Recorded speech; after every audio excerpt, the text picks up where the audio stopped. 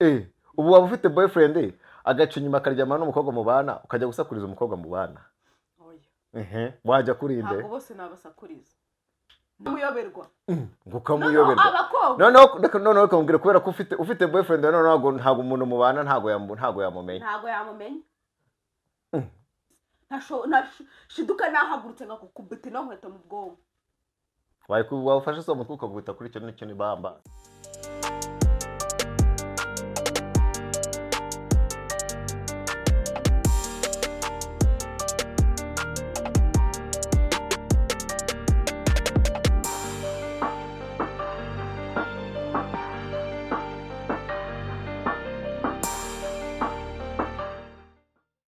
Hi guys, meze mute amakuru yanyu. Welcome to our YouTube channel. Rero ubwa mbere tubonye njye nitwa Ange Tatu. Nitwa Izi. Dushimiye kubana nawe. Uyu ni umuryango mugari wa Lifetime Show, bandikore subscribe. Icyo ni icyambere. Ukumva? Nurangiza gukora subscribe, ubundi wicare wumve inkuru. Nurangiza kumva inkuru, usharinge n'abandi baze bazumve. Niba bamara kubasharinga, numara kwinjira mu muryango wa Lifetime Show, ugire ya telefone y'umuntu, uyicunge utukanda subscribe. Murakoze. Kundeba. Asaba nemereye kukureba. Uvuga? Nguvuga. Ese kundeba utavuga ukumva umukara. Geraraya. Niba udakora subscribe. Aswara akaye wabaye. Njye nandirwariye. Akwitarwaye ubushonje. Waba udashonje ukaba ngo nta mafara ufite. Ni ibintu bitatu nyine bindakaza. Ni bihe? Amafara. Kuba ntayo mfite rwose ubuzima mba numva bwahagaze. Icyo ni icyambere, icya kabiri. Kuba nirwariye. Ninde wagukozeho muri salo? Ntabwo nagiye muri salo. Izi ndakwiyamye n'umutima wanjye wose nushingaze iki gitondo. Ninde wagukozeho? Rata maze iminsi ingahera. Sinagiye muri salo kwa gatatu. Ako suri gutanga excuse. Yingo nyine se ububizi. None se njye wenda ndikubona usa neza. Wenda ndikubona usa neza. Ntabwo uri kubona nsa neza. Njye ndikubona usa neza. Tujya gutangira ikiganiro se ntabwo wabimbashijeho. Ntabwo nsa neza. Wincuka. Njyewe mbwira umuntu nshaka kumurangira. Ntabwo nagiye muri salo. Mute ndigusobanura. Ninde wagukoreye? Bamwita Emi. Uramwemera se? Cyane. Akora imisatsi neza kandi nagahenda, avuga neza, ntagira ubugambo nk'ubw'abantu bakora muri salo, ntanuka. Akosha ibintu byo. Ntanuka, ntavuga nabi, ntagira umushiha, ntabeshya. Abantu bakora muri salo benshi barabeshya, akaguha isaha ngo nta muntu ufite, wagenda ugasanga afite nk'abantu batatu. Emi iyo wamamagaye ntabeshya, ntahenda, ntavuga n'amagambo menshi. Agukorera kuganiriza ariko bitarimo bya bindi by'ubushanjwa bw'abantu bo muri salo. Murakoze. Bose wasobanuraga cyangwa uri gutongana? Nasobanuraga. Eko. Kana n'amagambo menshi ugiye? Ibura ndi mu bantu bavuga amagambo make cyane. Agicuwari. Agicuwari. Akose abantu bari hano, abantu bareba YouTube channel yacu. Abantu bari ku muryango mugari. Mwatubabariye mukatureba mukadukunda. Agose nicyo kibazo wazanye uyu munsi. Ufite ikibazo cyo ko natari kugukunda se? Oya, mfite ikibazo cyuko badushuka ngo baradukunda ngo nibiki ngo tubaho ibiganiro ntibanabirebe. Wenda si byinshi. Wenda ni bibiri ako nabyo mubirebe sibyo. Mwo gutuma abantu ducika intege tutaranatangira. Urazigira se? Dukeye. Shamu dukunde turabingiza. Niba tuzajya kugira ibiganiro nk'icumi mwana. Ukamubasa. Oya biragoye pe. Munsi napfukama nzaba ndi gusenga. Ntabwo napfukama ngo bakore subscribe pe. Nzaba? Ndi gusenga. Ni gupfukama gusa. Nahandi hantu njye upfukama. Heza. Naho? Naho pe. Nahandi hantu. Ariko mbana n'ibintu hangaha. Nahandi. Nuko nkubwiye. Okay. Murakoze. Bite se? Ebo nibwo. Hashize igihe tutavugana. I mean, weekend yagenze gute weekend? Weekend? Ayo turi kwa kangahe? Turi kwa kabiri. Weekend yagenze neza. Njye nabonye muri weekend kigutangaza se. Ca ntacyo. Uravugisha Mbona ukuri? iki? Cucu. Ujye kagutuma ngenda Wese wabonye iki? gitangaje. Muri weekend ikintu gitangaje se buriya ndabonye nigiye we. Ntacyo nagiramo ibihe byiza gusa. Ubukwe wagiyemo ntabwo butangaje. Ubukwe si ikintu gitangaje. Oya si twari twabwiteguye se. Ariko ubukwe ni igitangaza. Kujinyore. Ntabwo ari ijinyori ni ukuri. Nibatubwire abantu bari hano muri comment batubwire. Bakubwira iki? Igitangaza bagusobanurira igitangaza kuko ntuzi igitangaza. Igitangaza ni iki rero? Ni ikintu nyine ubona utexpectingaga ko uzakibona kikagutungura nyine kikaba igitangaza kuri wewe. Nje rero ubukwe narabwiteguye njya muri salon nari mbizi ko ubukwe buhari. Buraba burarangira. Byari byaravuzwe nimva Imana yasohoye gucyaruka kwayo. Ubukwe bwawe se cyane ubw'abandi? N'ubw'abandi, n'ubwa best friend wanjye. Okay. Makoze. Ese we mufite best friend. Best friend. Kushaka kubihakana. Ako se nabihakanyije ntabwo muzi. Wabwirwa. Nese abantu bose bawe ngende bose ndabaye. Ako se bibaye ikibazo. Bibaye ikibazo se. Ushaka kubamenya se abantu banje bose. Ntabwo bishaka nukumvigira mu bwonko. Ako se umusheyo. Wabaye iki? Ntacyo ndi gushaka ko muri uyu munsi gusa udashaka ushobora kunwanya. Naje nisize. Tondo tangwaho. Ahubwo tutagwana. Tangwaho nta. Nigiye muri telefone. Izi turi mu kiganiro mbabarira. Uzi se ngiye gukora iki? Wenda nanditse ibibazo. Ngaho baza. Igari. Uheruka kubabara. Mu gitondo cy'uyu munsi. Wababarwa n'iki? Ntabwo mbivuga ariko nababaye. Ushaka kubivuga? Nawe ntabwo ibintu byose rigaruka kubizana kuri kamera. Agiye washiduka. Kose wagiye kwa muganga? Ndajyayo. Ntahujya. Ndajyayo. Ntahujya. Warwara grippe icyumweru kanga kujya kwivuza? Ejo se ko nzazanganzanye imiti. Gusa nubibona kuzahita useba. Sebwe nuko uri kwivuza se ahubwo bizanshimisha. Nuko rero rindira. Kubonye njeje. Rero mureke mbabwire uyu munsi ndarwaye twumva narira. Ndarwaye ndarembye ariko Imana ibirimo. Munsengere nkire akantu gato gukubise ku buzima bwanjye mba numva ngiye gupfa. Kandi nta nubwo mfite gahunda nako simba ishaka gupfa ndacyafite ibintu byo gukora munsengere. Murakoze. Thank you. Tsugurira giti. Kandi kwisabira abantu ubufasha. Bikoza ubufasha bw'iki? Bwo kunsengera. Aho guzi nk'ubwa amasengesho abantu bashaka bayiba. Mama pasteur. Salama ariko. Shandarwaye. Ndarwaye kandi ntabwo nari kureka kuza mu kiganiro. Reka tuvuge inkuru. Wabuze ibyo mbaza? Nabibuze. Reka rero tuvuge inkuru. Kandi ngiye mama mfite byinshi kibazo yo mubajije ngo mba nakwisibasiye. Tubireke rero. Reka tuvuge inkuru ubundi tugire inama umuntu atwandikiye.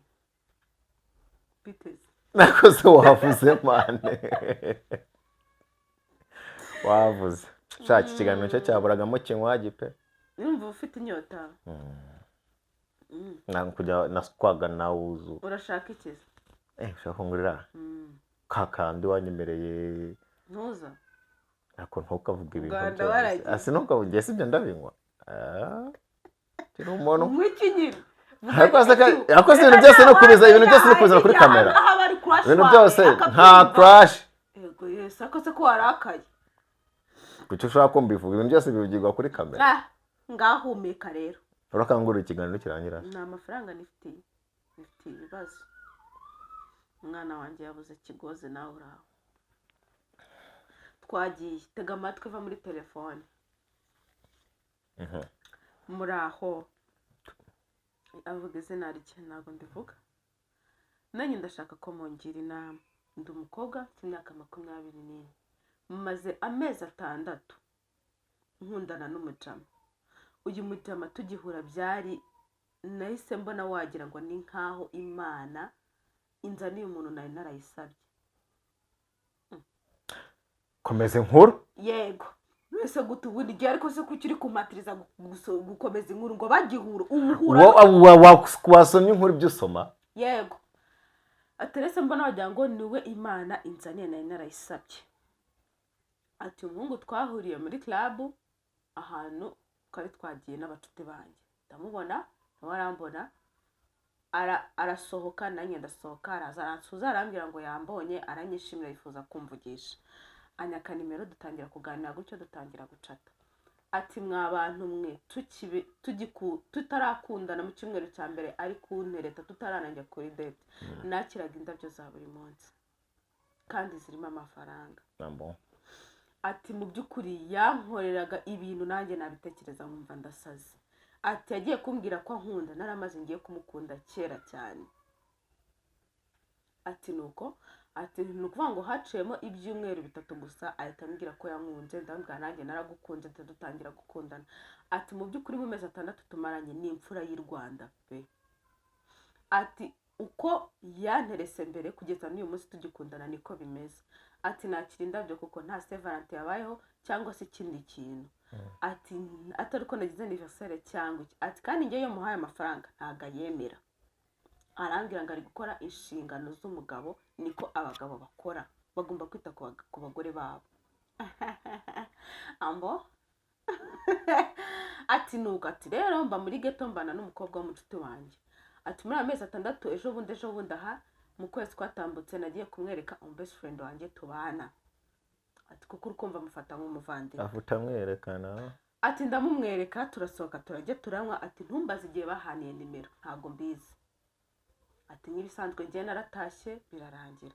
Ati ariko ntangira kubona impinduka kuri uwo mukobwa hashize iminsi 3 cyangwa 4. Ati ntangira kubona umukobwa yitaba telefone bwihishwa, akajya muri salo akajya kuri chat ahisha telefone kandi ubundi ntibyabagaho pe, ahindura password ya telefone ntibyabagaho pe. Ati gusa ndavuga okay namahitamo y'umuntu. Ati guess what, ejo bundi rero umu boyfriend wanjye ntago yarazi ko nzi password ya telefone ye. Ati numvishije umutima unjya numva hari ikintu ari kumbeshya ntazi ngo ni igiki. Ati ndangije niko gufata telefone ye pe, bwari ubwa mbere mezi 3 ashize sinigeze nda muri phone ariko renze password ye ariko atabizi. Ati nubwo nafashe telefone ye njya muri chat bisanzwe, ati mbabonyemo nimero za wa mukobwa umucuti wanjye umwe tubana. Ati mwabana umwe nakubiswe n'inkuba. Ati mwari muzi ko aba bantu banaryamanye ngo mu kwezi kumwe gusa baziranye, ngiye nabahuje baranaryamanye baranasuranye azinahana, kuvuga ngo baganira ibintu ngiye ubwanjye no boyfriend wanjye tutarigera tuganira. Ati kandi mu boyfriend wanjye twari dufitanye mariage. Ati twendaga mu kwa 12 kujya iwabo, umwaka utaha mu kwa 4 gutyo mu kwa 5 tugakora mariage. Ati kandi pemba mbona ari serieux ibintu byose ni sawa. Ati ariko numiwe byandenze. Ati mwumve ko kuva igihe ndabimenyera sindasubira mu rugo rwanjye. Ati nese nigira kundi mucuti wanjye. Ati kuko natekereje kujyayo mbona bizaba birebire kandi sinshoboye kubyihanganira. Sinigeze mbibwira boyfriend wanjye ko nabonye izo chat cyangwa mbizi, narengejeho ndakomeza. Ati none ndumva umutima wenda gushwanyuka, nkora iki mungira inama. Ambo ikibazo cyakoza ngiyewe kiranancanze ubu ngubu tuvugana. Cyakiri seriye. Okay. Yarafite umukobwa yabanaga n'undi mukobwa. Kuvuga ngo uyu mukobwa atugishije inama afite umukobwa babanye. Ntago namubajije igihe. Simple nkaye yarega papo yatwaye boyfriend w'uwo mukobwa. Ntago tubizi ndasanga ataramutwaye. Mu boyfriend ari we approachinze umukobwa. Ariko ubundi like ariko ukunda abakobwa twebwe ubwacu tugira ishyari. Umukobwa ashaka ko yarabonye nanone ukuntu umuhungu yita ku mucuti we, akavuga ati nanjye ibi ngibi byambera akabarenza. Ariko ikintu kiriho cyo tubyihutishije. Oya nta mpamvu yo kubyihutisha. Urabyihutisha se bijyana ivuga gake gake. kugira ngo ajye mureka guseka muri cyo koreka ngubwira umuntu wakwitumye uyu munsi ndagazwe oya jewe ndagira ngo tuve imuzi w'iki kibazo izi reka nkubwire we wikihuta kwitishwa n'iki ngareka mvuge uvuga nanjye ndavuga ntumvugiremo yego abakobwa mugirira cyane sibyo point ya mbere ku ruhande rw'umukobwa yego abana n'umukobwa yabimuburemengira ko yagize ari kwikosa nkeka ko abantu bakundana umuntu wa mbere ugomba kugenda upointingana umuntu mukundana sibyo njye nagaruka mbyumva ubu waba ufite boyfriend agaca inyuma akaryamana n'umukobwa mubana ukajya gusakuriza umukobwa mubana oya wajya kurinde ntabwo bose nabasakuriza nabareka nkavuga ikosa ni igande se ubundi gambe ikosa ni ry'umukobwa uyu watugishije inama nagazi igitsina gore icyo gisobanura no boyfriend we nta kosa afite oya ntabwo muri kunyumva si twavuze ko tugiye gutangira ibintu uko byatagiye nta kwihuta kurimo amakosa ari ku mukobwa waduhaye ikibazo akaba ku mukobwa babana akaba no ku mu boyfriend bakundana bose bafite amakosa ariko cyane cyane ufite ikosa rirenze iry'irindi ni umukobwa nukuri ndetse kamanze ariko ubana n'umuntu ukamuyoberwa noneho ukamubwira kubera ko ufite boyfriend noneho ntabwo umuntu mubana ntabwo yamumenya ndetse ko mbizi ko neza ko boyfriend wawe uwo mwigeze kubana wamuzi hari ikibazo byateje nta kibazo byateje impamvu kandi namumweretse ni uko nzi boyfriend wanjye nzi ko ibyo binatabikora yego nanone ubizi utese ndabizi neza yego nawe nuko ikize ngo baryamanye se arabafashe yarababonye kandi yarabonye chat se ni byari bimeze neza ibikise ni mu nteri sesemi njyewe aha ngaha turi kuganira ibintu biri serimwe bigira blague ntabwo turi muri blague natwe umukobwa we message yanditse yatubwiye yuko yamenye neza ko mu kwezi kumwe ahuje boyfriend we na best friend we babana mu nzu baryamanye abifitiye gihamya abizi neza kuko umujamani yari azi ko umukobwa bakundana azi password ya telefone ye kandi umukobwa nawe yumvishije umutima umurya ajya kureba muri telefone nanambwe kwasanga nuko yabahuje yego ntabwo ari ikosa guhuza umuntu kuba ufite boyfriend wa happy pe kuba ufite boyfriend ukamuhuza n'umukobwa mubana cy'inshuti yawe ntabwo ari ikosa wabishakira ndakora ntabwo ari ikosa kuba bamenyana pe ibyo si ikosa mureke mbabazi duhana umwanya by the way kuri yicari by the way okay by the way ubundi bisobanura iki babarira umuntu utarize nyine ubwo nakazi ke nzovuga ngo by the way ntabwo bitureba ngo nkako niyo wishimye uri kuvuga uhita ubwira umuntu by the way cyabandi va muri jokes tuve muri jokes umva mbabwire njyewe ukuntu mbizi sibyo njyewe uko niko mbyumva nanjye ndavuga uko mbyumva yego nawe uravuga uko byumva turaza guhuriza hagati sibyo njyewe ku ruhande rwanjye nk'umukobwa sibyo amezi 6 ukundana n'umuntu ntabwo ubumuze pe biba ari nk'icyumweru kimwe kandi nukuri abantu bari hano barabizi ntabwo babizi barabizi subiza urabuzi gute ntabwo reka mvuga ibintu uko mbyumva nicoza nawe uravuga ibintu uko byumva duhanirana akanya please shiduka nahagurutse ngakukubita no nkweto mu bwonko wafashe so mutwe ukagwita kuri icyo n'icyo nibambase ndakwiyama thank you mijambo urari mpaye vuga okay nukuvuga ngo ngiye ukuntu mbyumva reka kwanza ngire n'inama umukobwa vuga ukuntu mbyumva ngiye ndumva amakosa mu by'ukuri nayo umukobwa akoze ikosa twese tuwe dukosa akuta njyeka nkubwire ikosa unyeretse umuntu nkazaguhemukira nawe nkakubabaza ahubwo ikosa ari uko atazi ibihuza ariko bivuga ngo ikosa yakoze ngo nuko yamumweretse okay ngaho reka tubisobanure ikosa afite nuko atazi umuntu babana uwo ari we abantu babana abari bo kandi ikintu ushaka kumubwira nuko nyine abakobwa ntabwo tujya twishimira iterambere ry'abakobwa bagenzi bacu yakomeze cyane njyewe se hari umucuti wanjye uzi nagisha ariko bose mbarenze kuvuga se ego burugirisha ari umuntu karenga umuhanda to bose umva ndi gutyo ntabwo nagira ishyari nge izi noneho umuhungu uyu munsi twareje akajya ku wundi reka noneho ngo story ubwo uzi wenyikoreshaho reka ngo story wenyikoreshaho shangare kune kundi inzara uzi ko iyo utwaye umuhungu nk'ubu ukundana n'umuntu ako se vuga utankoraho ndi kuyikorera icyo noneho nk'ubu ukundana n'umuntu urumva uri umukobwa wenda nk'ubu ukatuvuga ukundana n'umuntu uwo muntu akaba ari umushuti wanjye sibyo noneho kangura urugero nk'ubu ukundana na teta